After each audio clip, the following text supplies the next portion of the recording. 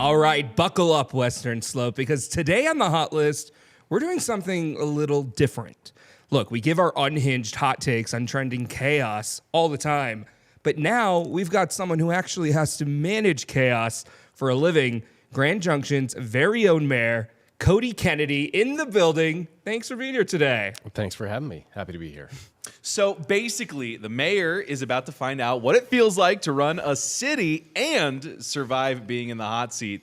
You sure you're ready for this? Hey, let's do it. All right. And I believe that at some point in the not-too-distant future, you won't even have income tax to pay. First up, this is making news. President Trump says Americans may soon pay no income tax as the White House is exploring alternative revenue streams. Does this sound like a good idea or too good to be true? I'm going to say too good to be true. Why is that? You know, you always got to look at the numbers, right? That's what we do at the city. I mean, city council has a limited role. We do budgets. That's a big part of our role.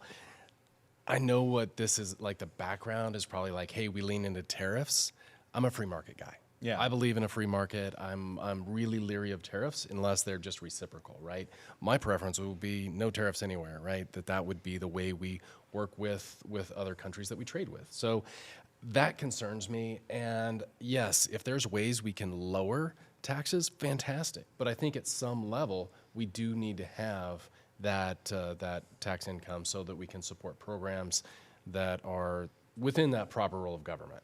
Okay, well, a lot of people would love to see this happen. Sure. You're making a lot of sense. So you're bringing up some logical, sensical points, as you would expect the mayor to do. Dalen, what's your take on this? No, I think I agree with Mayor Kennedy here. Look, income tax, no one wants to pay stuff, but it's important. You know, these kinds of things fund a lot of things around the community, and it's a great source of income. And as much as it sucks to say, look, man, people pay taxes for a reason. And I think what's more important is not that we eliminate stuff like this, but it's that we take these tax dollars and actually, put them to good use and make sure that, our tax money is going to stuff that we actually support, which is why I think something like, Grand Junction is so important, because where I come from, very small place. So this feels huge to me. So knowing that, a very, very detailed breakdown of what our tax dollars go to and stuff like that, I think that's really important. Well, I'm going to have to disagree with both of you a little bit on this, because I think that there is a pretty sound argument for no income tax. Look, Colorado competing with 9 states that have no income tax, Texas, Florida, 2 states that have no income tax, and 2 of the most popular interstate moving states. So a lot of people are moving out of places where it's not affordable for them to live, like New York, California, and they're moving to Texas and Florida. And I think if Colorado wants to compete, I think it's good for the state. I think it'd be good for the country too, because right now a lot of people are moving to Texas, a lot of people are moving to Florida, no income tax. And depending on what you make, that could be an extra couple $1,000s a year. I don't know, man. I feel like I don't have the stats to back this up, but I feel like a lot of people are still moving to Colorado, right? Oh, yeah. And you're talking about state versus federal, right? And and there's problems. State of Colorado is spending a ton of money, right? And there's problems with Colorado's budget. Like, we hired 4,000 extra people during COVID based on ARPA funding that we don't have a continuing funding source for. So we are struggling. And the governor's recently said, hey, I have an idea how to balance our budget. Let's take our reserves from 15 to 13%. So that's not, to me, really balancing our budget. That's just reducing the reserves the state has. Well, look at this. Texas's population grew about 7% between 2020 and 2024, compared with 3.6% nationally. So nationally, the population grew just over 3%, 3.5%. Texas's population grew double that. So, and I think no income tax has a lot to do with it. I have a friend who worked for a company called The Chive out of Venice, California. The $50 million company that he worked for moved to Austin, Texas, and they moved their company there because of the taxes. So I do think that there's a good argument to be made. If Texas and Florida and other states can make this work, I mean, since when did we even give income tax? to the government, like 1910, 1913, like in that ballpark. You're 100% right. But one thing to point out here, we're talking about a few different things, right? The tariffs versus income tax versus, and there's been some talk over the years about like a flat tax or a sales tax, right? And to drive it that way, where it's a consumption-based tax. And I think there's certainly merit to all of that.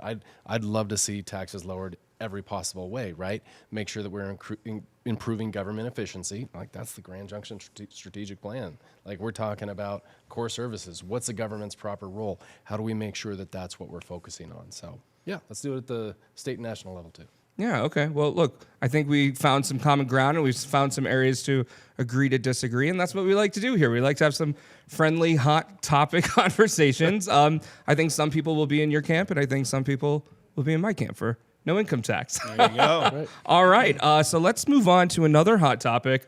Dalen, you have this one. Yeah, so a couple weeks ago, some eagle-eyed viewers of the Hot List may remember us talking about the word of the year. It was the dictionary.com word of the year, and it was 6-7. And we had a whole thing about that with Jeff Hinkle. Exactly. Cody Kennedy is just off cam doing that. Wait. Can you do that for us? Yeah. Let's get a wide shot of that here. We got that's the ASL interpretation, that right? is the ASL, yeah. Well, Oxford Press University just put out their 2025 word of the year, rage bait. Rage bait, they define as online content deliberately designed to elicit anger or outrage by being frustrating, provocative, or offensive. Now, this is, of course, something that we know, but what makes it different from something like trolling, which everyone is very familiar with, is that typically rage baiting is posted in order to increase traffic to, or increase engagement with a particular web page. So they're kind of using it to make a little bit of money. What's different from like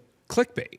So it the same thing? clickbait doesn't necessarily have to elicit rage as a response. It's just maybe not necessarily true, but it just makes you want to click on it. Because you're so mad. Yeah, you're so mad. Rage is like one of those things that is so easy to tap into that people it elicits such a strong response. Now, rage bait, not a new term. This has been around since I think 2002 was the first recorded usage of it. Yeah, but the usage of it, according to Oxford, has tripled this year, which is pretty crazy. What do you guys think about this? Do you guys agree with rage bait being a good word to describe the year, or what do you guys think?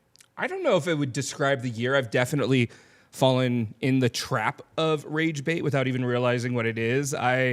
Anytime I see something from one of the Secret Lives of Mormon Wives, I click on it because I'm like, oh my God, she's a bad mother. Why are they letting her do this? Like, and like Jessie, the one Mormon wife who like cheated on her husband, and she went to dinner with the guy she cheated on her husband with, and her husband's like, why are you at dinner with him? And she's like, why is he so mad? I'm like, that's like 2 layers of rage bait. Yeah, Secret Lives of Mormon Wives are like 20 layers. It's like the taco dip of rage bait. It's like layer after layer after layer. Wow. So I'm guilty of it. If I see something about one of the Secret Lives of Mormon Wives, I'm clicking on it and I'm getting mad. Well, I gotta say that it's something that happens even inadvertently to me sometimes, right? I'm on social media quite a bit. I really try to be responsive to the people that are leaving comments. So I'm well known. Oh, wow. Not a lot of public figures would do that. Oh, they tell you not to do that sometimes. I go way, way, way into that. So I try to give somebody a reasonable comment. Even when they come mad, right? They come raging at me. It's like, well, hey, have you thought about this? Or, can I ask you a quick question? Sure. What's the craziest thing you've read about yourself online, or like a comment to you, like directed at you? What's the craziest comment? Oh, there's been some really, I would say some very, very profane things. So we'll stay away from that. I've had threats, that kind of thing. But I've found myself on the front page over a few things occasionally it was just pretty brutal, right? And they were rage baited then. Bingo, There like you that. go. But it's clickable, right? And it sells papers. I get it. I mean, that's what you guys are doing. Exactly, yeah. This isn't rage bait. No, definitely not. It's happiness. We bait, started whatever, with right? income We're tax, bait. Justin. What are you talking about? We're bait. We're baiting you for a good time. Well- no, look, whatever gets the views, as long as I don't mind if you're like clickbaiting someone or rage baiting someone, as long as there's like some substance to it. But if you're tricking someone, that's where I get upset. Right. But would you say rage bait kind of defines your year? Probably more than us. Like, we get comments, but probably, I mean, what I deliver the news. I don't, run the city. So that must be, it's a lot of responsibility on you. Well, I don't necessarily run the city, right? So I'm one of 7. I Yeah, get yeah, all yeah. that thing. But you want me to give you the hot take? I'll give you some hot take on this exactly. So you want me to give you rage bait? All I need to say is, as we sometimes mention, the streets which shall not be mentioned, but 4th and 5th, right? Oh yeah. On both sides of that, right? People were very passionate, and there were some very good arguments and logic on both sides, right? As far as talking about safety versus, hey, how are our vehicles, moving around our downtown, and that got people excited. Like, I'm not diving into like the whys on either side of that, but just saying that, hey, when I during the campaign and I was talking about that got people's attention. Like my Facebook page was getting between 150 and 200,000 views within. That 28-day window cycle that they give. And that's pretty darn good for a local, city council member. That was before I was mayor. So, yeah, that definitely gets people's attention. All right. Well, maybe it is a good choice of word of the year. Yeah, and it's not the only word of the year. Of course, all these other dictionaries and companies kind of all put out their words of the year. So I've got a compilation of a couple of them, and I kind of want to pick your guys' brain on what your favorite one is. Ooh, so, of course, there was dictionary.com, and they chose 6-7 for the year. Cambridge came out this year, decided parasocial was their word of the year. That is when you kind of feel like it's a one-way relationship with like an online that's a person or very like a hipster celebrity. word. Yeah. Collins Dictionary. Vibe coding. I actually had to look this one up. Vibe coding is this new phenomenon where people are basically speaking into an AI, and then the AI codes something for them just based off what they ask it to do. And then McCary says AI slop was their word of the year. Out of all of these, what do you guys think would be your favorite of the year? Well, for me, not a favorite, but certainly on point, because we were just talking about is that rage baiting. Like that. I mean, unfortunately, that's where a lot of us operate, right? And for sure. And it's easy to jump into that and be angry at that keyboard and be real brave at the keyboard. But I will say this for it. I will say this as far as a positive thing. Is it encourages that engagement. Because it's not just a matter of reading something on a screen or on a paper, but let's actually engage with each other and have a conversation. So I get that part of it, and I'm not like that is the part of that rage baiting where it's like, even though I think it's maybe a bad premise, some good results can come from it. Yeah, I think what makes rage baiting a little bit different from trolling or clickbait is a lot of the reason that it's tripled is because of X, formerly known as Twitter. If you are a blue checkmark user, basically, you can get paid for your engagements on your tweets and your posts. And so a lot of people will rage bait on their posts just to get people, like, even if it's obviously incorrect information, clicks are clicks, and then that translates into money. So I think that's kind of a big reason rage bait's been so big. Justin, what about you? Well, bringing it back to the Secret Lives of Mormon Wives, of course. My favorite reality show at the time, right now. One of the guys from it, one of the husbands, he put hashtag rage bait on his post yesterday when he was making fun of his baby mama. But I'm thinking about what you're saying about, the verified users. Think about it. Today, we're living in an era where people, that's their living. That's how they put food on the table, or how they order DoorDash, probably. They are, on TikTok, on Instagram. I think the rage bait, everyone's competing for views. Everyone's doing their get ready with me. Everyone's showing their dog. Everyone's showing kind of the same content, but you want to be the one you want them to come to you, so they're rage baiting you. I think that I like that. I think the parasocial just reminds me of what people would be talking about at a coffee shop in Williamsburg, and I'd be like, for sure, and walk away. AI slop. Some days I feel like AI slop. I don't know. I think rage bait's that's a good choice. Yeah, now that I'd we've say talked so. it out, now that we've workshopped, yeah, I'm on board with that.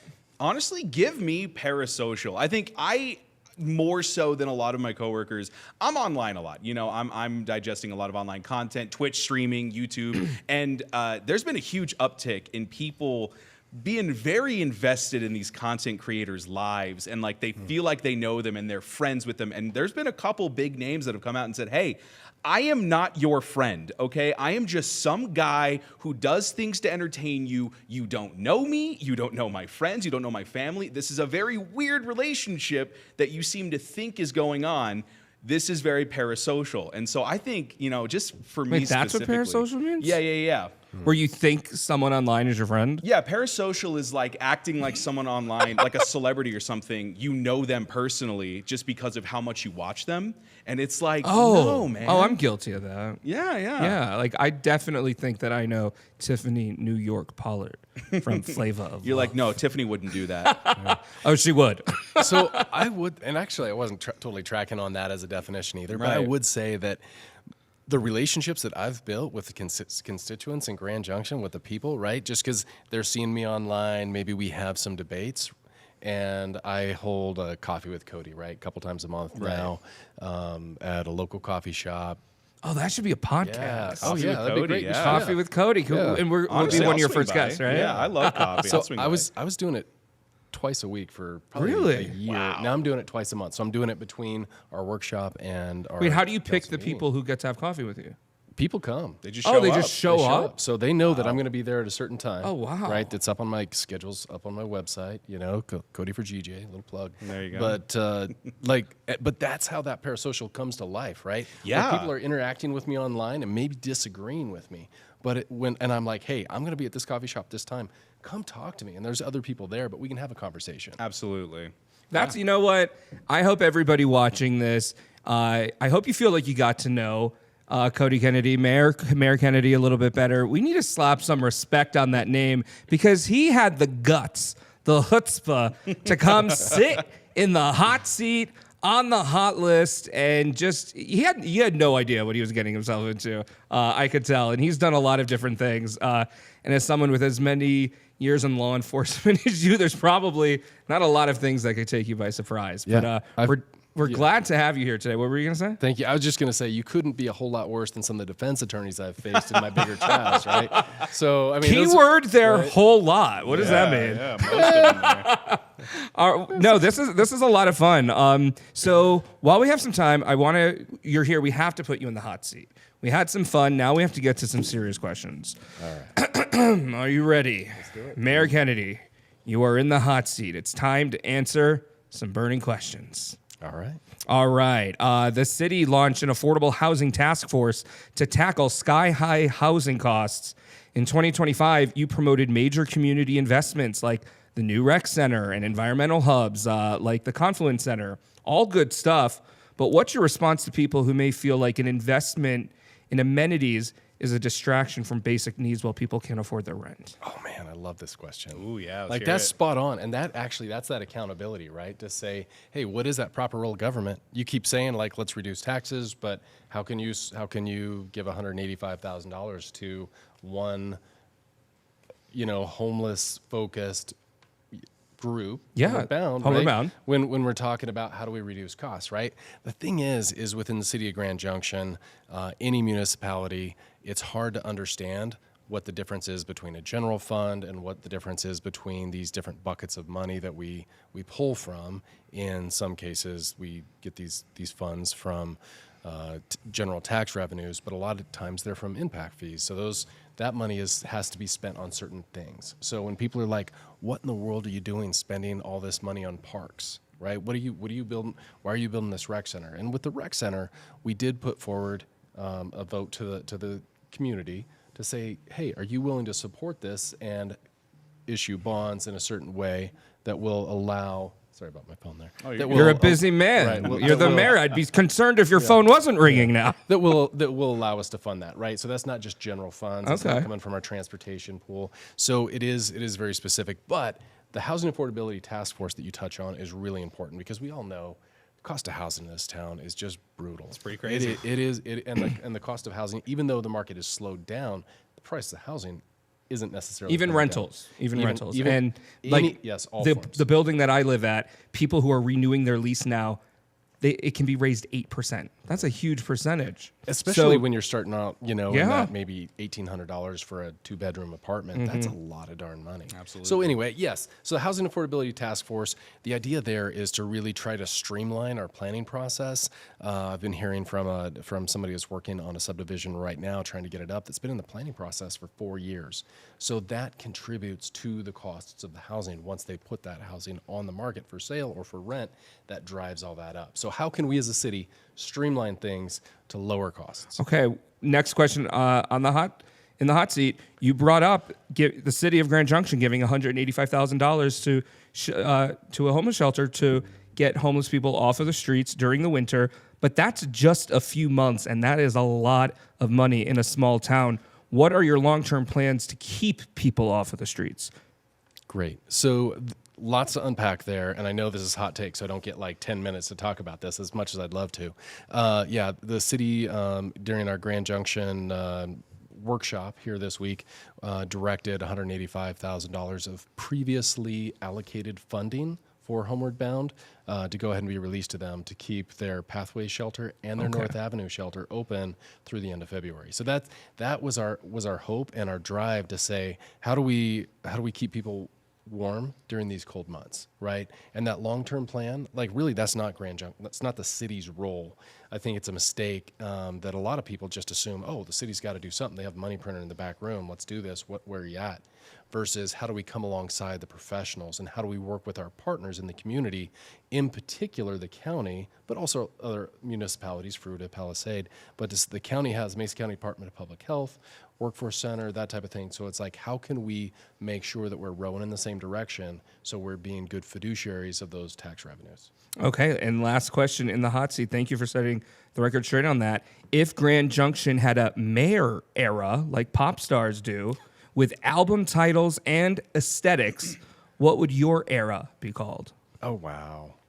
Ooh, that's a good one. That is a good one. And I tell you, oh my gosh. I would say that it's really time for us to get back to basics, right? I know that's not Ooh. flashy, right? Back to It's like basics. the opposite of flashy. I kind of like Wait, that. that's an though. album title. Whose album is that? I don't know. Back to His Basics. now. Yeah. So Right. I'm a fan of saying, hey, what's a proper role of government? What should we be doing? Like, it's easy to drift, right? Because we want to do all these good things. We have amazing nonprofits doing great work in our community. And the temptation is to say, hey, let's give them some money. And for instance, Riverside Educational Centers, they do awesome things for our youth and helping them with these after-school programs, improving grades, getting these kids successfully through school. Love it. But how can I take your tax dollars just because I love that nonprofit and say, write them a check, right? Yeah. So we need to make sure that we're saying, what should we be doing? That's why we're talking about core services, right? Public safety, roads, utilities, parks and rec, right? That's really that kind of core function. That's so back to basics isn't really sexy, but I think it's important. it's for us. Well, practical, here's what's gonna make you think Back to Basics is sexy. It was the 2003 album title for Christina Aguilera. Oh, there you go. And after talking with you, Mayor Kennedy, I don't think a genie in a bottle could have come up with a better mayor for this town.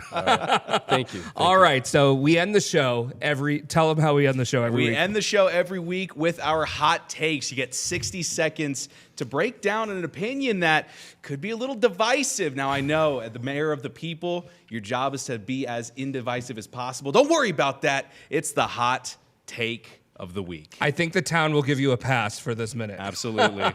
Dalen, do you want to go first? Oh, I would love to, Justin. The people of Grand Junction may not give me a pass for this one. Folks, I am not the mayor of Grand Junction, and so I can, with full confidence, look at you and say, my hot take, fine. If you want to be so weird about 4th and 5th Street, the question of bikes and cars, who's it going to be? No, we're going one step further. You know what we're going to do? Hot take.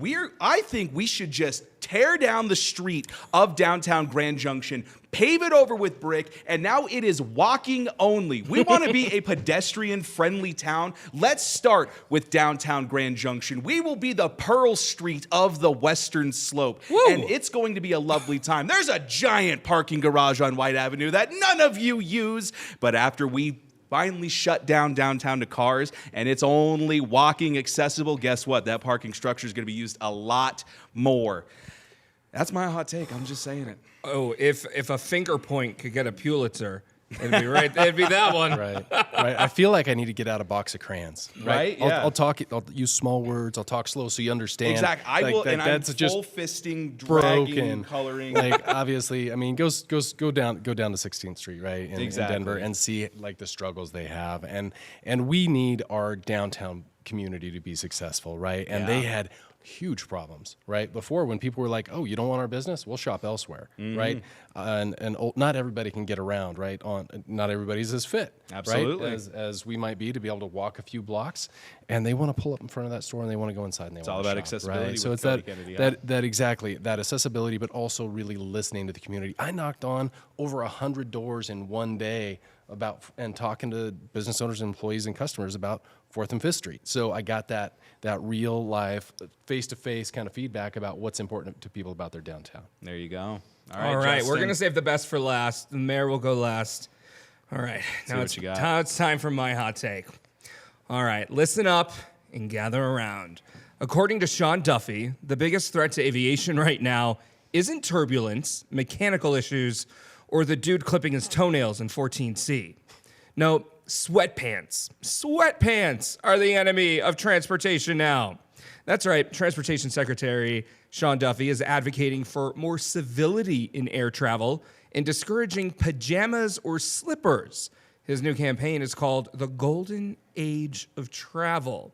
Let's bring civility and manners back. Transportation Secretary Sean Duffy says reports of unruly passengers are skyrocketing, with a 400% increase in reported cases of outbursts and violence on planes since 2019. The Golden Age of Travel Starts With You campaign, posted on the department's website, encourages passengers to restore courtesy and class to air travel by helping a pregnant woman or the elderly with placing their bags in the overhead bin, dressing with respect.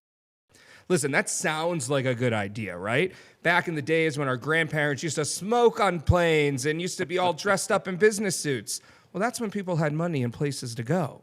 Listen, the FAA can barely get flights out on time right now. Half of our planes are held together with duct tape and prayer.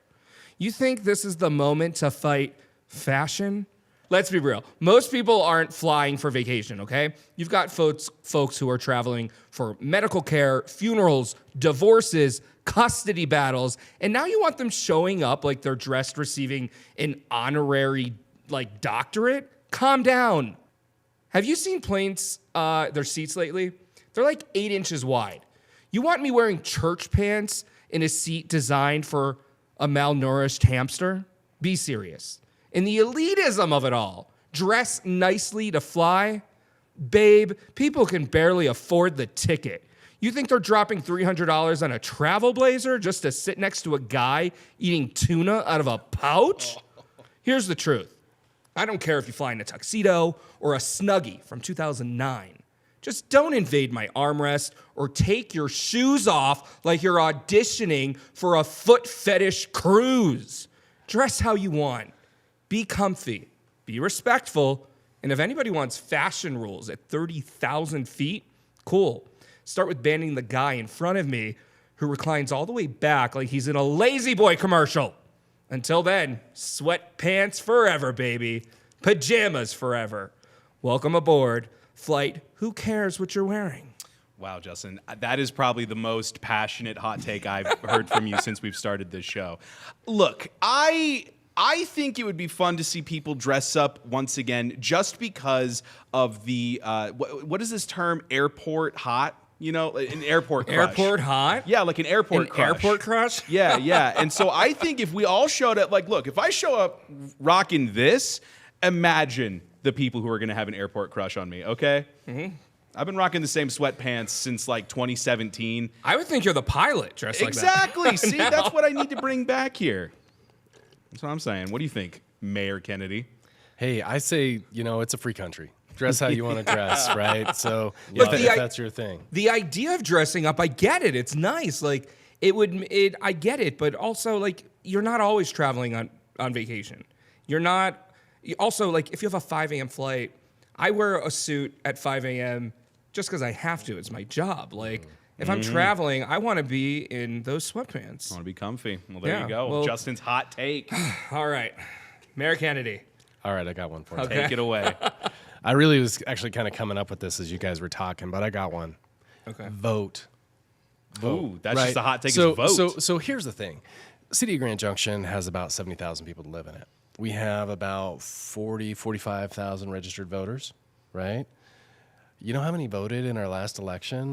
Ooh, we do. It's like 30%, right? Yeah, it was less than 20. It was probably Ooh. closer to Wait, in the 60. local election? Local elections. Yeah, so- vote in local elections. Right. Okay, So expand. and I will argue the closer an election is to your front door, and I'm biased, right? Closer an election is to your front door, the more impact it has on your life.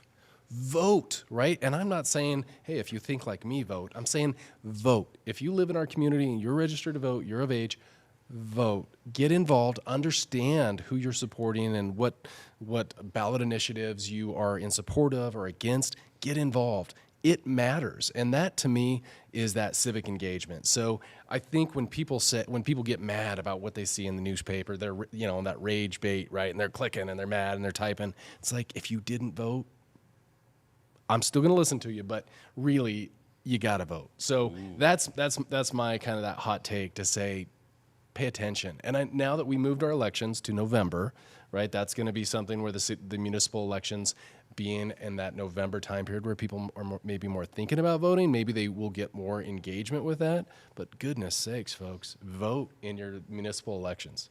I got to say, I agree. We were talking about this during the election cycle a couple of months ago, where last year during the 2024 cycle, I mean, the vote rate was like 80%. And like, that was crazy. If we could do stuff like that every year, I mean, the world is your oyster. I guess the town is your oyster at that point. It sounds right? cliche, but it really is true. The most impact, I should say, that you can actually have is in your own community. It sounds cliche. It sounds like a Hallmark movie. I get it, but it's actually true. Look at all the things you were talking about the initiatives and like how you're able to take people off of the street. I mean, the federal government can't do that right now. Right. Like we are actually making things happen in Grand Junction. So since you're doing such a great job as mayor here, I have to ask: are there other aspirations? I mean, we're gonna need a new governor of Colorado next year.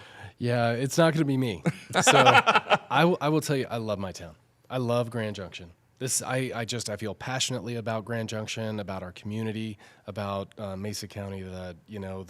Everything about where we live means a lot to me, and certainly being a cop for 17 years in this town really brought that home, right? And that to me is why I do what I do, because I love Grand Junction. We get paid almost nothing, right? It's $500 a month, which maybe covers the coffee I buy, right? Or Well, with all the coffee you have with people in yeah, town. exactly. So, or $750 if you're mayor. So big Yeah. raise as mayor. But it's not about that. This is about being on council, and whether you're mayor or not, it's about loving your community and really trying to push ideas forward. And even the people that, when I disagree with them on that dais, they love their community too, right? And they have a different vision. And great, let's have a conversation. So I cannot wait to see the comment section on this. It's gonna be a great on this one. episode. Look, everyone out there watching this, if you love him or you hate him, you have to respect that he showed up. He's willing to take your questions. He's willing to have a good time. And above most, he has protected and served this town for over 2 decades. Two decades. Yep, 2 I mean, you have to slap some respect on that. That's my word of the year. Slap some respect on Mayor Cody Kennedy's name. It's a great word of the year, Justin. Hot takes, hot mics, and hey, even hotter people behind the mic. Thank you, everyone, for tuning into the Hot List this week. Mayor Kennedy, thank you for being here. glad to be here. Thanks for the opportunity. Of course. We'll see you next time. See you next time.